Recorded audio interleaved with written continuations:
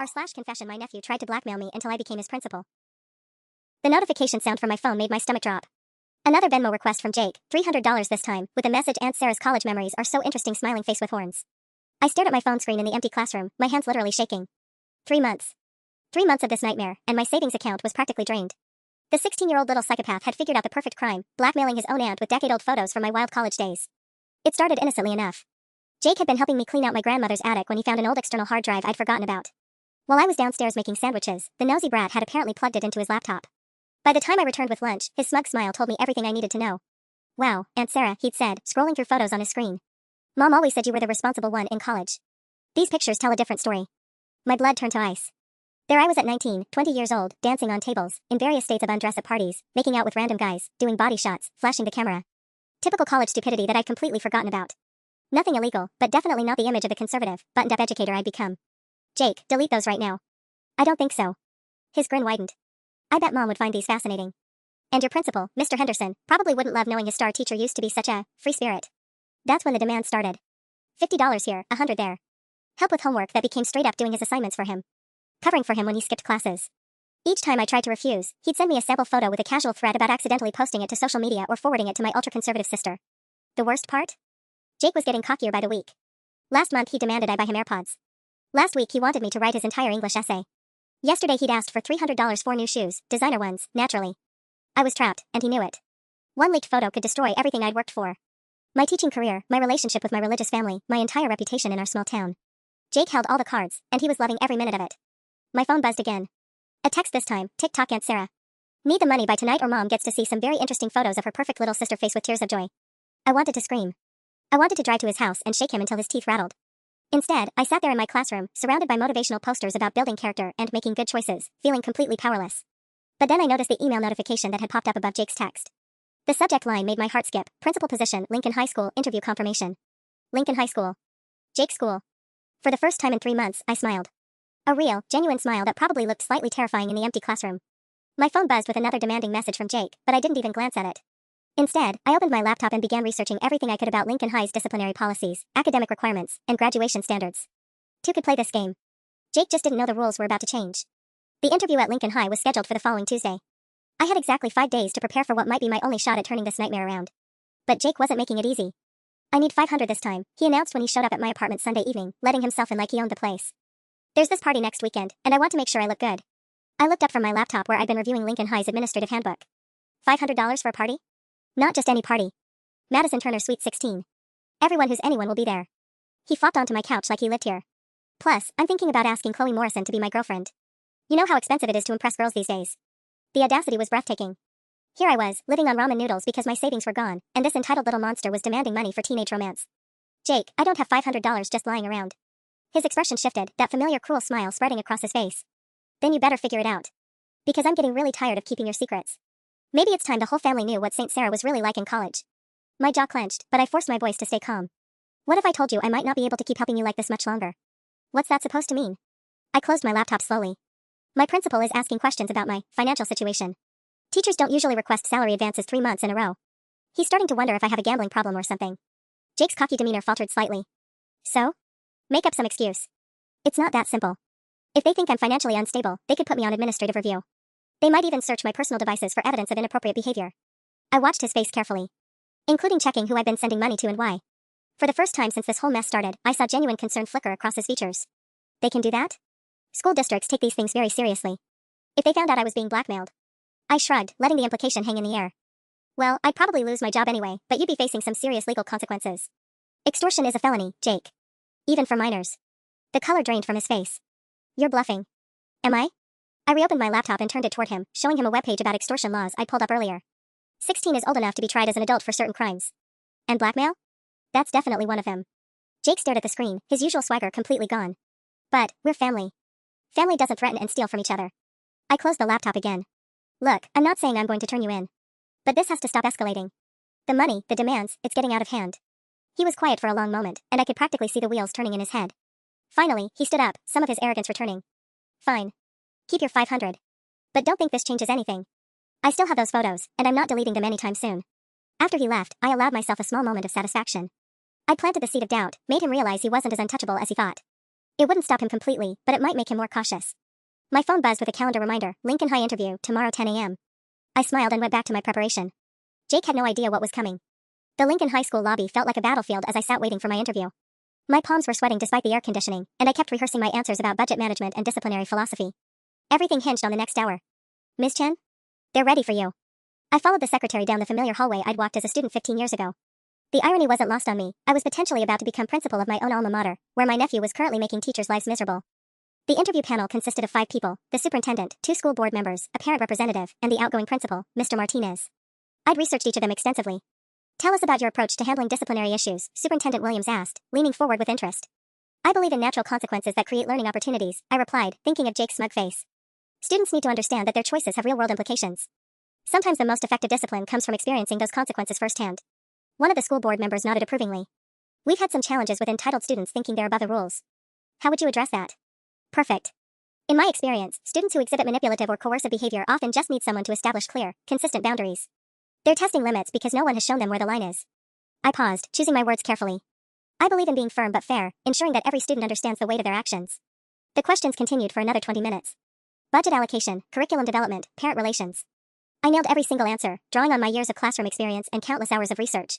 As I walked back to my car, my phone buzzed. A text from Jake, heard you were at my school today. I's mom said something about a job interview. Hope you get it, might make our little arrangement even more interesting. Smirking face. My blood ran cold. He knew. Somehow, he already knew I'd interviewed for the principal position. Before I could process this fully, another text came through, can't wait to tell everyone how my aunt became principal just to keep an eye on me. That's definitely not suspicious at all. Face with tears of joy. Shit. Jake was already spinning this into another angle for manipulation. If I got the job, he'd claim I was only there because of him. If I didn't get it, he'd use that as ammunition too. Either way, he saw this as another opportunity to maintain his power over me. My phone rang. My sister Rebecca. Sarah. Jake told me you interviewed at Lincoln High today. Why didn't you mention you were looking for a new position? I scrambled for an explanation. It just came up suddenly.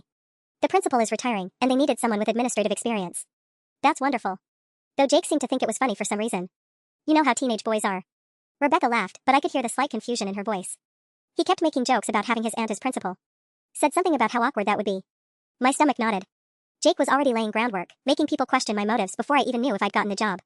The manipulative little bastard was 3 steps ahead, turning my potential salvation into another weapon. Well, nothing's certain yet, I managed. These things take time. After hanging up, I sat in my car outside Lincoln High, watching students stream out of the building. Some of them were probably Jake's friends. Kids who might soon be under my authority. If I could navigate this minefield he was already laying. My phone buzzed with another text from Jake, dinner at Mom's Sunday. Can't wait to hear all about your new career ambition. Smiling face with horns. The game was getting more complicated, but I wasn't backing down. If anything, Jake's premature gloating had just strengthened my resolve. 2 could play chess, and he'd just shown me his opening move. The call came Thursday morning while I was grading papers during my prep period. Unknown number, which I almost didn't answer, but something made me pick up. Ms. Chen? This is Superintendent Williams from Lincoln High. Could you come in this afternoon to discuss your interview? My heart hammered against my ribs. Of course. What time works best? 2 o'clock? There are a few additional matters we'd like to address. Additional matters. That phrase echoed in my head as I drove to Lincoln High, my palms slick on the steering wheel. Jake's smug texts from the past few days had been getting under my skin. He'd somehow convinced himself that my interview was all about him, and worse, he was starting to plant that idea in other people's heads too. Superintendent Williams was waiting in the conference room with Mr. Martinez, who looked uncomfortable. Not exactly the celebratory atmosphere I'd hoped for. Ms. Chen, thank you for coming. Williams gestured to a chair. We were impressed with your interview and qualifications. However, we've received some interesting information since Tuesday. My mouth went dry. What kind of information? A concerned parent reached out about potential conflicts of interest. Apparently, you have a nephew enrolled here at Lincoln High? Jake. That calculating little snake had somehow turned this around on me before I'd even gotten the job. Yes, my nephew Jake Morrison is a junior here. I should have mentioned that in the interview. I kept my voice steady despite the panic clawing at my chest. Though I'm not sure how that constitutes a conflict of interest. Mr. Martinez shifted in his seat. The parents seem to think your interest in this position might be personally motivated. Something about family issues requiring close supervision? I could practically hear Jake's voice dripping with false concern as he fed information to whoever had called. He'd probably spun some story about being a troubled kid who needed his aunt's watchful eye, making it sound like I was using the school system for personal gain. I can assure you that my interest in this position is purely professional, I said, fighting to keep the anger out of my voice. My nephew's enrollment here is coincidental. I wasn't even aware of the principal opening until after I'd already been helping with some family matters. Williams leaned back in his chair. What kind of family matters? The trap was closing around me. If I mentioned Jake's behavioral issues, it would confirm their suspicions about my motives. If I didn't, they'd wonder what I was hiding. Nothing that would impact my ability to perform this job, I said carefully. Standard family dynamics that many educators deal with when they have relatives in the system. The parent also mentioned some concerning social media activity. Something about inappropriate photos from your past? My blood turned to ice. Jake hadn't just planted suspicions about my motives, he'd actually started leaking information about the photos. Not enough to destroy me outright, but just enough to make the school board nervous. I'm not sure what you're referring to, I lied, my voice barely steady. Perhaps this parent has me confused with someone else.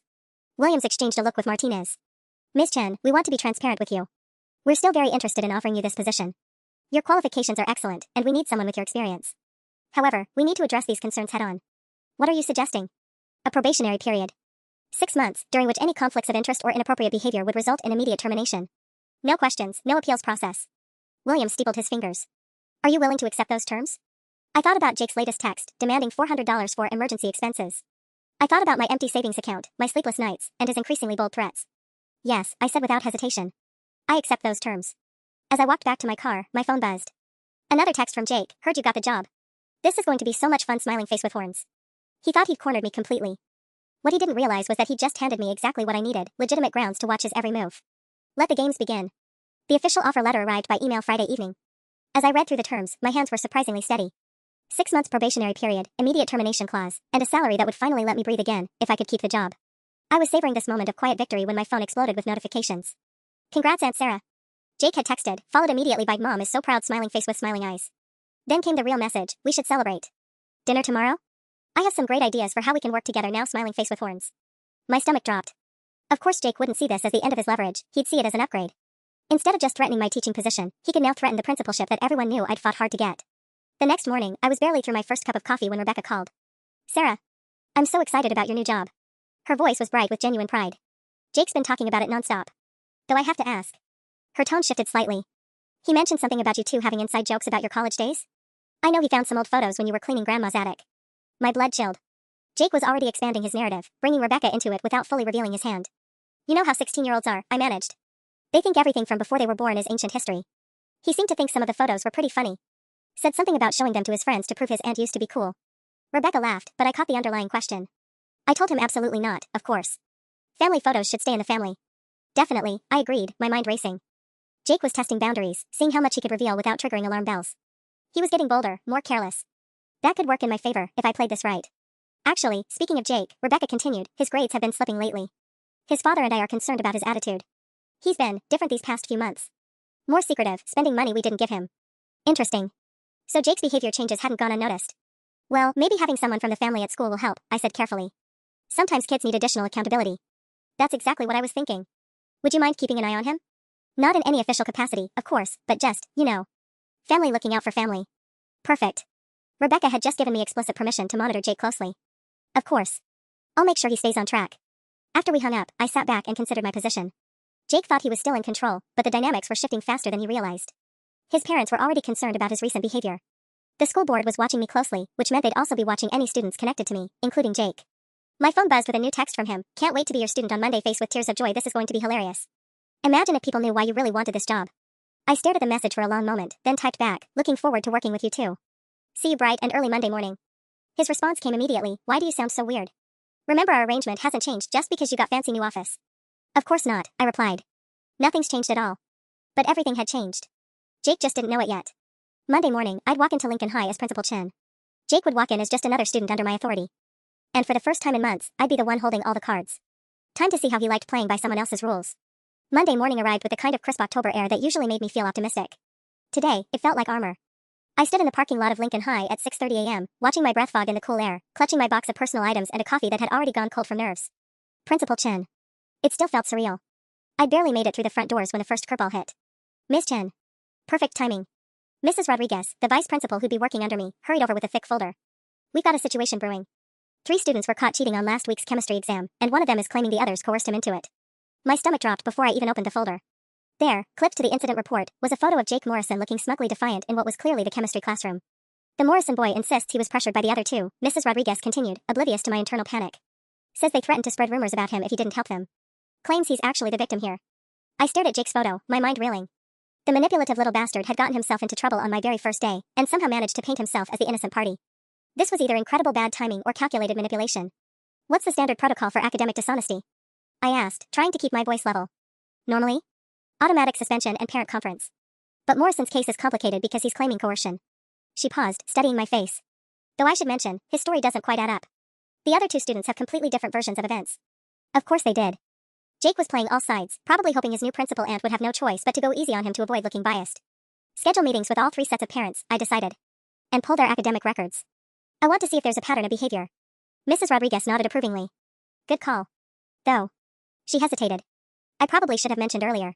Morrison is your nephew, right? The parent who called about your appointment specifically mentioned family connections. Heat crept up my neck. Yes, he's my nephew. Is that going to be a problem? Not if you handle it by the book, she said carefully. But given the circumstances of your hiring, any perception of favoritism could be problematic. She was right, and Jake knew it. He'd engineered this perfectly, get in trouble on my first day, claim victimhood, and force me into an impossible position. Go easy on him and face accusations of nepotism. Come down hard and risk him retaliating with those photos. My phone buzzed with a text. Heard you're already dealing with some student discipline issues. Smirking face. Family can be so complicated, can't it? I nearly crushed my phone. He was monitoring the situation in real time, probably through friends who'd witnessed the whole cheating incident. Mrs. Rodriguez, let's schedule the Morrison meeting for this afternoon. I want to review everything thoroughly first. Of course. Though I should warn you, his mother has already called twice this morning. She seems very invested in making sure her son isn't unfairly punished. Rebecca. Of course she'd already be making calls, probably at Jake's urging. He was mobilizing every angle of pressure he could think of. Another text arrived. Mom's pretty worried about me. Hope my new principal aunt will be understanding about this little misunderstanding. Smiling face with halo. I looked up to find Mrs. Rodriguez watching me with concern. Everything all right? Fine, I lied, sliding my phone into my pocket. Just adjusting to the new responsibilities. But as I walked toward my new office, one thought echoed in my mind. Jake had just made his biggest mistake yet. Because now his manipulation wasn't just personal, it was academic misconduct under my jurisdiction. And I had documentation. The afternoon parent conference was scheduled for 3:30 p.m. I had exactly 45 minutes to review Jake's academic file before facing what would undoubtedly be the most challenging meeting of my first day as principal. What I found in his records made my blood boil. Jake's grades had been steadily declining over the past 3 months, exactly when his blackmail campaign against me had started. But more telling were the teacher notes scattered throughout his file. Increasingly disrespectful. Caught bragging about having money for expensive items. Seems to think rules don't apply to him. Making inappropriate jokes about having connections in the administration. The chemistry teacher, Mr. Peterson, had been particularly thorough in documenting the cheating incident. According to his report, Jake hadn't just participated, he'd orchestrated the entire thing. He'd convinced 2 other students to steal the answer key, then positioned himself as the reluctant participant when they got caught. Classic Jake. Create the problem, then play the victim. My phone buzzed with another text. Mom should be there soon. Remember, family sticks together. Red heart. I was still staring at his message when Mrs. Rodriguez knocked on my door. The Morrison family is here. Rebecca walked in looking frazzled, followed by her husband Tom, and finally Jake himself, wearing an expression of perfect teenage innocence that made me want to scream. Sarah. Rebecca immediately pulled me into a hug. I'm so sorry we're meeting like this on your first day. This whole thing is just a misunderstanding. Let's sit down and go through what happened, I said, gesturing to the conference table. I deliberately took the seat across from Jake, establishing the professional distance this meeting required. Tom cleared his throat. We appreciate you handling this personally, Sarah. Jake told us the other boys were threatening him, making him feel like he had no choice. Actually, I said, opening Jake's file, the evidence suggests a different narrative. I read directly from Mr. Peterson's report. Jake was observed initiating contact with the other students about obtaining the answer key. Security cameras show him entering the chemistry classroom during lunch period when the theft occurred. Jake's innocent expression flickered. The cameras don't show everything. They were pressuring me for weeks. With what? I interrupted, my voice sharp enough to make Rebecca flinch. What exactly were they threatening you with? The question hung in the air like a loaded gun. Jake's eyes met mine across the table, and I saw the moment he realized the trap he'd walked into. If he claimed the other students were blackmailing him, he'd have to explain what leverage they had. But his entire story depended on being the innocent victim. They said they'd spread rumors, he mumbled. What kind of rumors?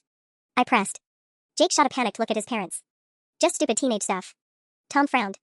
Jake, if someone was threatening you, we need to know the details so the school can address it properly. I watched Jake squirm, his carefully constructed story falling apart under basic questioning. He couldn't provide specifics without revealing his own manipulative behavior, but vague claims of victimhood wouldn't hold up to scrutiny. Perhaps, I suggested, we should speak with the other students individually to get their perspectives on these alleged threats. That won't be necessary, Jake said quickly. Too quickly. I mean, I don't want to make things worse for anyone. Rebecca looked confused. Sweetheart, if these boys were bullying you. They weren't. Jake's voice cracked slightly. I mean, it wasn't that serious. Maybe I overreacted. The room fell silent. I could see Rebecca and Tom exchanging worried glances as they watched their son's story completely unravel in real time. My phone, sitting face up on the table, lit up with a notification. A Venmo request from Jake for $200, with a message emergency fund needed ASAP SOS button. The audacity was staggering. He was literally trying to extort money from me during a disciplinary meeting with his parents present. I looked up at Jake, whose face had gone pale as he realized what he'd just done. I think, I said slowly, we need to discuss this situation much more thoroughly. The silence in the conference room was deafening. Jake stared at my phone screen in horror, realizing he'd just sent a Venmo request to his principal during a disciplinary meeting with his parents present. The notification glowed like a neon sign advertising his stupidity. Sarah? Rebecca's voice was confused as she glanced between my phone and Jake's increasingly panicked expression. What's that notification about? My finger hovered over the phone screen. One tap would show everyone exactly what Jake had just done. The perfect evidence of his manipulative behavior, delivered gift-wrapped by his own arrogance. But something held me back. Maybe it was the way Rebecca was looking at her son with growing concern, or Tom's bewildered frown as he tried to piece together Jake's contradictory story. This was my family, fractured as it was. I flipped my phone face down without opening the notification. Just school business, I said smoothly. Let's focus on the matter at hand. Jake's relief was visible, but I caught his eye and held it. The message was clear. I could have destroyed him just now, and he knew it. Jake, I continued, given the inconsistencies in your account of events, and the evidence Mr. Peterson has provided, I'm left with limited options. What kind of options? Tom asked, his voice tight with worry. I consulted the disciplinary handbook, though I'd already memorized the relevant sections. Academic dishonesty typically results in a 3-day suspension, 0 on the exam, and mandatory parent conferences with all affected teachers. 3 days? Rebecca's voice pitched higher. But Sarah, surely there are extenuating circumstances here? There it was. The family pressure I'd anticipated. Rebecca wasn't explicitly asking me to go easy on Jake because we were related, but the implication hung heavy in the air. Actually, I said, there might be an alternative. Jake's head snapped up, hope flickering in his eyes. Lincoln High has a new restorative justice program. Instead of suspension, students can choose to participate in community service and peer mediation. It's more intensive than traditional punishment, but it doesn't go on their permanent record. Mrs. Rodriguez, who'd been quietly taking notes, looked surprised. We didn't have a restorative justice program. But as principal, I had discretionary authority to implement new disciplinary approaches. What would that involve? Tom asked. 40 hours of community service, to be completed after school and on weekends. Plus weekly check-ins with a guidance counselor to discuss decision-making and peer pressure. I looked directly at Jake. And complete transparency about any future incidents, no matter how minor. Jake's mouth opened and closed like a fish. He was trapped between accepting intensive oversight or facing suspension that would definitely impact his college applications. That sounds very reasonable, Rebecca said, relief evident in her voice. Doesn't it, Jake? Yeah. Thank you, Aunt Sarah. I mean, Principal Chin. His voice was small, defeated. There's one more condition, I added. Given the nature of this incident, Jake will be assigned to help with administrative tasks during lunch periods. Filing, organizing, general office assistance. Under direct supervision, of course. Mrs. Rodriguez shot me a questioning look, but nodded. We can definitely arrange that. What I hadn't said was that this arrangement would put Jake in my office every single day, where I could monitor his every move, listen to his phone calls, and watch him swarm under constant supervision. As the Morrison family gathered their things to leave, Jake lingered behind. I can't believe you didn't show them that Venmo request, he whispered. Consider it a professional courtesy, I replied quietly. But Jake? If you ever send me another payment request, or make any demands whatsoever, I'll forward every single transaction to your parents with a full explanation of our arrangement. Are we clear? His face went white. You can't do that. The photos are from 15 years ago, when I was a teenager making typical college mistakes. You're making criminal choices right now, as we speak, with documentation. I smiled coldly. Which one of us do you think has more to lose? Jake stared at me for a long moment, then shuffled toward the door where his parents were waiting. See you tomorrow for lunch duty, I called after him sweetly. For the first time in months, I felt like I could breathe again. The next morning, I arrived at school feeling more optimistic than I had in months. Jake would be starting his lunch duty today, and for the first time since this nightmare began, I'd be the one calling the shots. That confidence lasted exactly until I checked my email. Principal Chen, the subject line read. Urgent concerns regarding administrative bias, Superintendent Williams. My stomach dropped as I opened the message. Sarah, I've received multiple calls this morning regarding yesterday's Morrison disciplinary meeting. Please see me immediately upon arrival. We need to discuss the perception of preferential treatment and review your handling of this case. Multiple calls. Jake had been busy. I was still processing this when Mrs. Rodriguez knocked on my door, her expression grim. We have a problem. 3 parents called before 8 a.m. complaining about special treatment for the Morrison boy. Apparently, word is spreading that he got off easy because of family connections. What exactly are they saying? That you invented some restorative justice program on the spot to help your nephew avoid real consequences. She sat down heavily. Sarah, I've been here 12 years. We don't have that program, and everyone knows it. My phone buzzed with a text from Jake. Oops, grimacing face might have mentioned to a few friends how understanding you were yesterday. Small town, word travels fast. The manipulative little snake. He deliberately spread rumors about getting special treatment, knowing it would put my job in jeopardy. If I looked biased this early, the school board would have grounds to terminate me within my probationary period. What's the damage? I asked Mrs. Rodriguez. The Williams family is particularly upset. Their son got suspended last month for the same offense, and they're threatening to go to the board about unequal enforcement. She hesitated. There's also talk about other concerns. Something about inappropriate materials being shared? Ice flooded my veins. Jake wasn't just undermining my disciplinary decision, he was starting to leak information about the photos. Carefully, strategically, just enough to plant seeds of doubt about my character. My phone rang. Superintendent Williams. My office. Now. The 10-minute drive to the district office felt like a funeral march. Jake had engineered this perfectly. Make me look corrupt for helping family, then threaten exposure if I tried to correct course. He turned my new position into an even bigger vulnerability. Williams' office smelled like coffee and disappointment. He didn't offer me a seat. Explained to me how a student caught orchestrating a cheating scheme gets community service while another student last month got suspended for copying homework. I was trying to implement more rehabilitative approaches. Approaches that coincidentally benefit your nephew? His voice was sharp. Sarah, I went to bat for you with the board. I convinced them that family connections wouldn't be an issue. Less than 48 hours later, you're proving them right to be concerned. My career was disintegrating in real time. What do you want me to do? Fix it. Today. Either Jake Morrison gets the same punishment as every other student, or you explain to the board why nepotism is acceptable in your administration. He leaned back in his chair. And Sarah? There are rumors circulating about other issues with your judgment. Personal matters that could reflect poorly on the district. I suggest you get ahead of whatever that is before it becomes my problem. Driving back to school, my hands shook on the steering wheel. Jake had backed me into an impossible corner. Punish him fairly and risk him releasing the photos out of spite. Continue showing favoritism and lose my job anyway. My phone buzzed with another text. Heard you had a meeting with the superintendent face with open mouth. Everything okay? Remember, we're in this together now. No, we weren't. Jake had just made the biggest miscalculation of his 16 years. He threatened my job directly, publicly, in a way that left paper trails and witnesses. And that changed everything. I sat in my office staring at Jake's smug text, my mind racing through every possible angle. He thought he'd cornered me completely, forced me to choose between my job and my reputation, then swoop in as the helpful nephew who'd support me through the crisis he'd created. What he didn't realize was that he'd just given me the perfect opening. Mrs. Rodriguez, I called through the intercom. Could you pull the complete disciplinary files for the last 6 months? I want to review our consistency in academic dishonesty cases. She appeared in my doorway within minutes, arms full of folders. Looking for precedent? Looking for patterns. I spread the files across my desk methodically. Jake Morrison isn't the first student to claim coercion in a cheating incident. Let's see how we've handled similar cases. What I found was exactly what I'd hoped for. 3 other cases in the past semester where students claimed they'd been pressured into academic dishonesty. In every single case, the victim narrative had fallen apart under investigation, revealing the claimant as either the ringleader or an equal participant. More importantly, all 3 had received standard suspension protocols. Mrs. Rodriguez, I need you to schedule a follow-up meeting with the Morrison family for this afternoon. And please document that this meeting was requested by administration after reviewing consistency protocols. She nodded approvingly. Getting ahead of the bias accusations? Something like that. I pulled out a fresh incident report form. I'm also going to need you to start a new file. Electronic harassment and extortion investigation. Her eyebrows shot up. Against whom? I'll fill you in after I gather more evidence. But someone has been making threats against school personnel, and I think it's time we addressed it officially. My phone buzzed again. Jake, of course, saw that you called Mom about another meeting. Hope you're not having second thoughts about our arrangement. Winking face. I screenshot the message and saved it to a new folder on my computer, Evidence Morrison Investigation. Then I did something that felt absolutely liberating. I blocked Jake's number. The afternoon meeting was scheduled for 2:30 p.m. I spent my lunch break reviewing district policy on electronic harassment and documenting every interaction I could remember from the past 3 months. Times, dates, amounts demanded. I couldn't use the photos as evidence without destroying myself, but I could establish a pattern of threatening behavior. At exactly 2:25 p.m., I watched through my window as the Morrison family car pulled into the parking lot. Jake got out looking confident, probably expecting another easy manipulation session. He had no idea what was waiting for him. Mrs. Morrison, Mr. Morrison, thank you for coming back so quickly. I gestured to the same conference table, but this time I wasn't alone. Mrs. Rodriguez sat beside me with a thick folder, and I'd asked our student resource officer, Officer Martinez, to join us. Rebecca looked nervous. Sarah, is everything all right? You sounded so formal on the phone. I'm afraid we've discovered some additional information that changes the nature of Jake's disciplinary case. I opened the file in front of me. It appears the original incident was more complex than initially reported. Jake's confident expression flickered. What do you mean? We've been investigating reports of student-to-staff electronic harassment.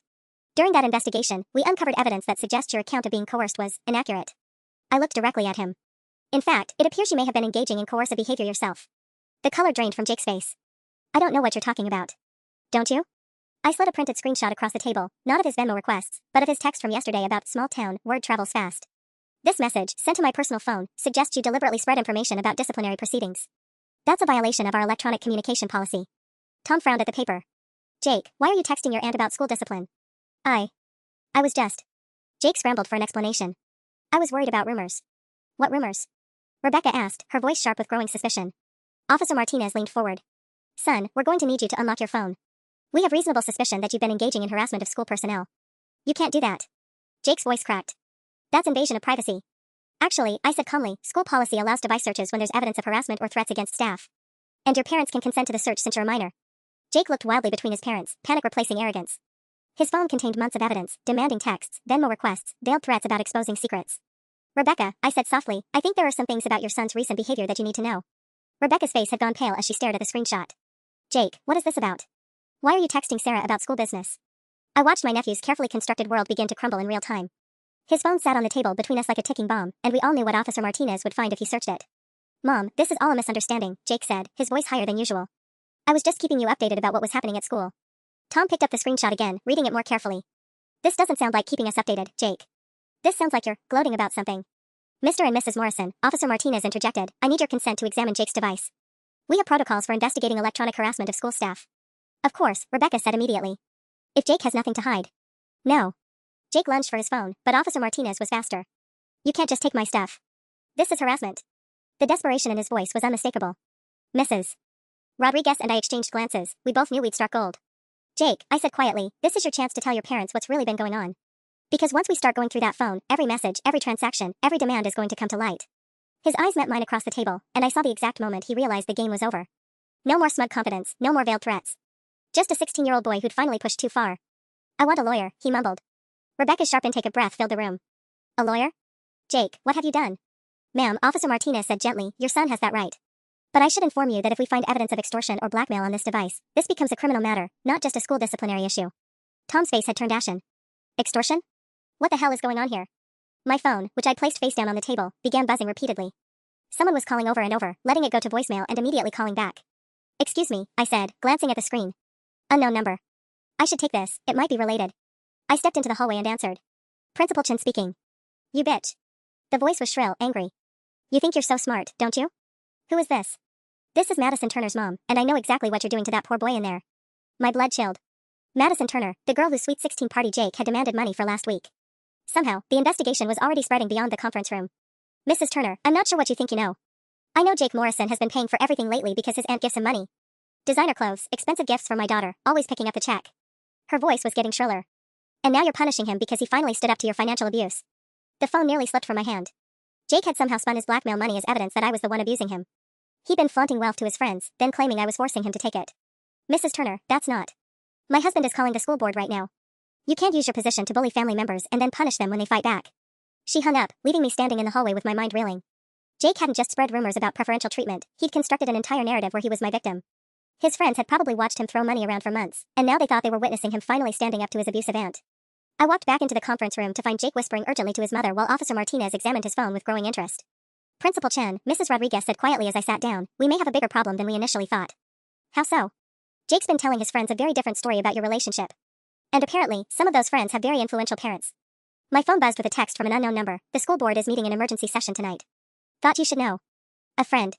Jake caught my expression and smiled for the first time since the meeting started. Even caught red-handed, even with his phone being searched by a police officer, he still thought he was winning.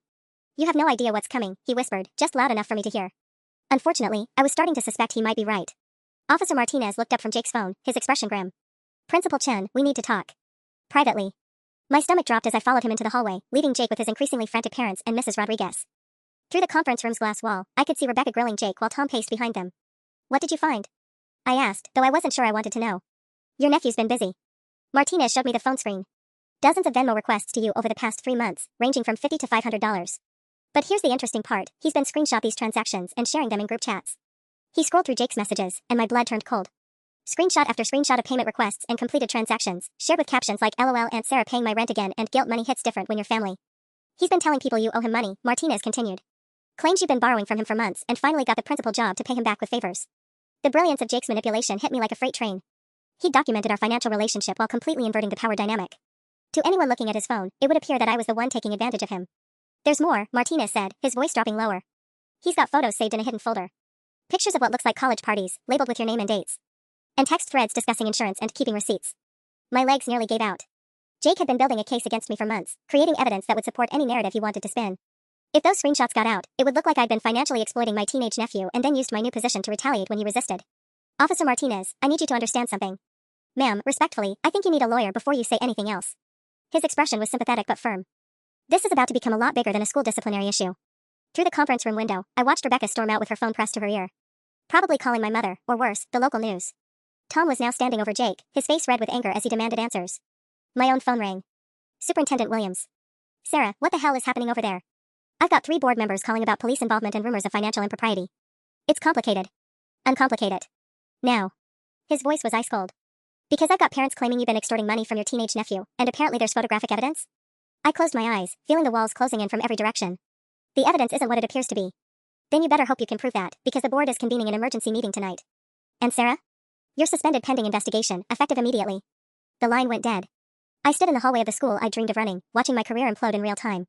Jake had played this perfectly, turned his own crimes into evidence of my corruption, his blackmail money into proof of my abuse. Through the glass, I saw him looking directly at me with that familiar smug smile. Even with his parents furious, even with a police officer holding his phone full of incriminating evidence, he thought he'd won. Mrs. Rodriguez appeared beside me, her face grave. Sarah, you need to see this. She handed me her phone, showing a local Facebook group where someone had posted, breaking, new Lincoln High principal suspended for financial abuse of student. Police investigating. Photos and evidence coming soon. The post already had 43 shares and dozens of comments calling for my resignation. Jake's final move was already in motion, and I was about to lose everything. The emergency school board meeting was scheduled for 7 p.m., giving me exactly 3 hours to salvage what remained of my career and reputation. I sat in my car outside Lincoln High, officially suspended but unable to bring myself to leave, watching the local news van pull into the parking lot. My phone hadn't stopped buzzing. Reporters, concerned colleagues, and family members who'd seen the Facebook posts demanding explanations I couldn't give without destroying myself completely. The photos Jake had been threatening me with for months were still out there, a nuclear option he could deploy the moment I tried to tell the real story. Sarah? Rebecca's voice behind me made me jump. She'd approached from the passenger side, her face streaked with tears and fury. We need to talk. Now. I rolled down the window, bracing for the confrontation I'd been dreading since this whole nightmare started. Get in, I said quietly. Rebecca slammed into the passenger seat, her hands shaking as she turned to face me. Explain to me how my 16-year-old son has been sending you hundreds of dollars in Venmo requests. Explain to me why there are photos on his phone of you doing God knows what in college. Explain to me what the hell has been happening in my family. The moment of truth had arrived. I could continue the charade, try to spin some alternative explanation, or finally tell Rebecca everything and pray she'd believe me over her manipulative son. Jake's been blackmailing me, I said simply. For 3 months. Rebecca's face went white. What? He found those photos on an old hard drive. Pictures from college parties, nothing illegal but embarrassing enough to destroy my career if they got out. He's been demanding money to keep quiet, hundreds of dollars at a time. That's... She shook her head violently. That's impossible. Jake wouldn't. Rebecca, he's stolen nearly $3,000 from me since August. The Venmo requests on his phone? Those aren't me asking him for money. Those are his demands for payment or he'd ruin my life. I pulled out my own phone, showing her the blocked contact history. Look at the dates. Every request corresponds with a threat. Aunt Sarah's college memories are so interesting. Hope Mom doesn't see these photos. Ring any bells? Rebecca stared at the screen, her breath coming in short gasps. But the police said. Jake told them you were borrowing money from him. Jake is a sociopath, I said, the words feeling like poison in my mouth. He's been playing all of us for months. The cheating incident at school? He orchestrated that too, then played victim when he got caught. This whole investigation? He triggered it deliberately to shift focus away from his own crimes. You're lying. But Rebecca's voice lacked conviction. My son isn't capable of. Your son demanded $500 last week for a party. When I told him I didn't have it, he threatened to send those photos to everyone in our family, plus the school board. I met her eyes. Rebecca, when was the last time Jake needed money for anything? When was the last time he asked you for cash? Her face crumpled as the pieces fell into place. He's been buying everything himself lately. New clothes, expensive gifts for that Turner girl, always paying when he goes out with friends. With my money. Money he extorted from me by threatening to destroy everything I've worked for. Rebecca was crying now, harsh sobs that shook her entire body. How could I not have seen this? How could my own son? Because he's good at it, I said grimly. He's been manipulating situations and people for months. He even convinced his friend's parents that I was the abuser, that he was finally standing up to me. The Turner woman called me today, screaming about how I was financially abusing Jake. My phone rang. Officer Martinez. Principal Chen? We've completed our preliminary analysis of the Morrison device. Could you come back to the station? There are some developments you need to be aware of. Rebecca wiped her eyes, her expression hardening with resolve. I'm coming with you. Rebecca, you don't have to. Yes, I do. Her voice was steel now. If my son has been doing what you say he's been doing, then I need to face it. And if you're telling the truth. She took a shaky breath. Then I need to help you prove it. As we drove toward the police station, I felt a flicker of hope for the first time in hours. Jake had been counting on family loyalty to protect him, on my shame and his parents' blind faith to keep his crimes hidden. But he'd underestimated one crucial factor. Once Rebecca Morrison decided something was wrong, she became an unstoppable force. And right now, she was focused entirely on getting to the truth. The police station felt surreal at 5:30 p.m. on what should have been my second day as principal. Rebecca sat rigidly beside me in the waiting area, her jaw set in that familiar Morrison stubborn line I'd seen on Jake's face countless times. But this time, it was working in my favor. Officer Martinez emerged from the back with a thick folder and a grim expression. Ladies, thank you for coming. We've uncovered some significant information. He led us to a small conference room where Jake's phone sat in an evidence bag on the table, along with printed screenshots and what looked like a financial analysis. Mrs. Morrison, I need to prepare you for what we've found, Martinez said gently. Your son has been engaged in systematic extortion for approximately 3 months. Rebecca's hands clenched in her lap. Show me. Martinez opened the folder. We found deleted text threads that Jake thought he'd permanently erased. Messages to your sister detailing specific threats, payment schedules, and what he called insurance photos. The technical team was able to recover most of it. He slid a printed conversation across the table. I recognized it immediately, Jake bragging to a friend about his foolproof plan to milk Aunt Sarah for months. This message, sent 6 weeks ago, Martinez pointed to a highlighted section, shows Jake explaining to another student how blackmail works. Quote, you just need leverage and patience. Adults are so scared of embarrassment they'll pay anything to avoid it. Rebecca's face had turned ashen. There's more, isn't there? Unfortunately, yes. We found evidence that Jake has been researching other potential targets. Teachers' social media profiles, screenshots of faculty photos from years past. It appears he was expanding his operation beyond family. My stomach dropped. Other teachers? Mrs. Patterson, the art teacher. Jake had saved photos from her Facebook of a vacation where she was drinking wine with friends.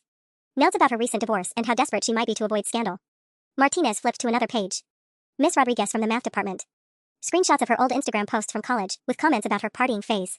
Rebecca stood up abruptly, pacing to the window. My son was planning to blackmail multiple teachers?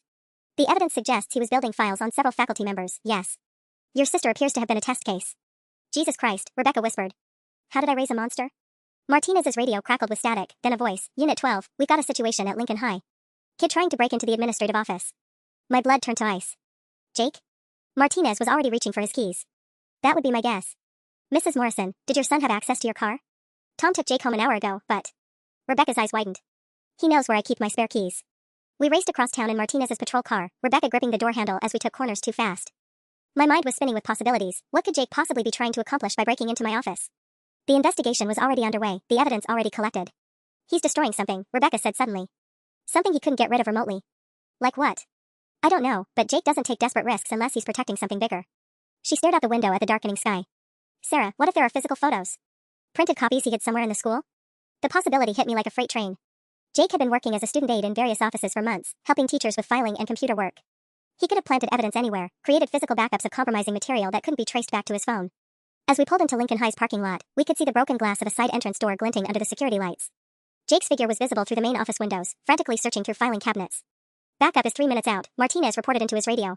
Suspect is inside the building. I watched my nephew throwing papers across my office, looking increasingly panicked as he failed to find whatever he was searching for.